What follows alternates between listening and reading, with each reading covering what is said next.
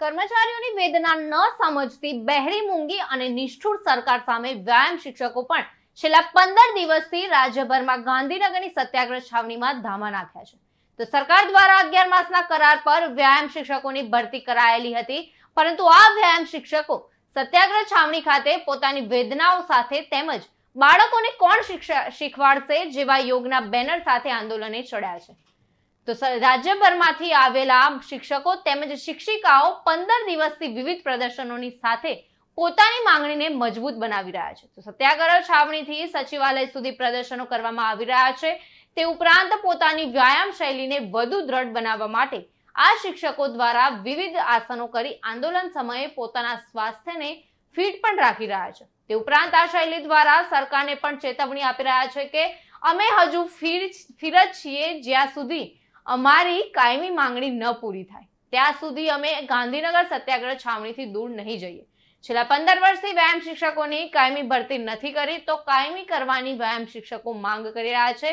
ત્યારે ગુજરાત રાજ્યમાં છેલ્લા ઘણા સમયથી વારંવાર ભરતીનો મુદ્દો ઉઠતો આવ્યો છે અને આંદોલનો પણ થતા રહે છે. તો ખોટા વાયદાઓ આપવામાં માહિર ગુજરાત રાજ્ય સરકારે વર્ષ 2023માં 7 સહાયક યોજનાની કામચલાઉ ભરતીનું તમામ સ્તરે કરવામાં નક્કી કર્યું હતું, જેનો પણ વિરોધ થયો હતો અને કાયમી ધોરણે ભરતીની માંગ કરવામાં આવી હતી. તો આ યોજનાના કોન્ટ્રાક્ટ આધારિત કરવાનું નક્કી કરવામાં આવ્યું હતું.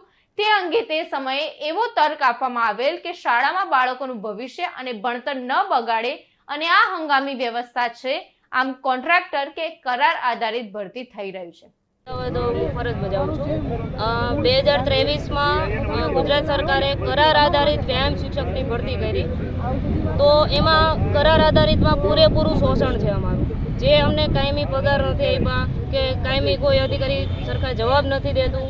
એટલે અમે છેલ્લા 14 કે 15 વર્ષથી અમે માંગણી કરી છે કે વ્યાયામ ટીચરની ભરતી કરો, તો સરકાર ખબર નહીં કેમ સાંભળવા નથી માંગતી અને આશ્વાસન આપે છે. રજૂઆત કરવા જઈએ તો એવું કહેવામાં આવે છે કે તમારો સમાવેશ કરવામાં આવશે. અમે આ ભરતી કાયમી ટીચરની જે લાવ્યા એમાં તમારો સમાવેશ કરવામાં આવશે એવું વારંવાર આશ્વાસન આપે છે. એવું કેમ કે લેખિતમાં નહીં, અને એવું અમને કહેવામાં આવે છે રમશે ગુજરાત, જીતશે ગુજરાત, ભવિષ્યમાં ઓલિમ્પિકના યજમાન થવા જઈ રહ્યા છે.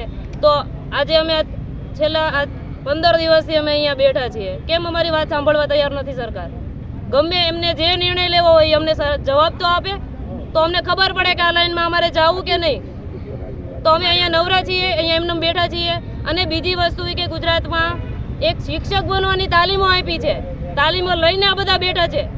શિક્ષકને લાયક છે એવું નથી કે એમને બેઠા છે. બધા ડિગ્રી લીધી છે. એક કાયમી ટીચર થવા માટે જે પ્રોસેસ કરવી પડે બધી પ્રોસેસ સરકારે કરી છે. તેમ છતાંય કરાર ઉપર છે. અમારે કરારવાળી નોકરી જોતી નથી. કરાર પ્રથા બંધ કરે અને કાયમી ધોરણે સરકાર ભરતી કરે, આ જ માંગ છે અને આ માંગ સાથે અમે અહીંયાથી જવાના નથી.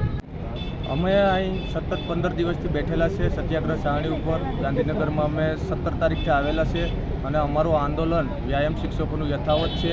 પણ અમારે સરકાર તરફથી હજી સુધી કોઈ પ્રતિક્રિયા મળી નથી અને અમારી સતત એક જ માગ છે કે અમારી કાયમી ધોરણે ભરતી થાય.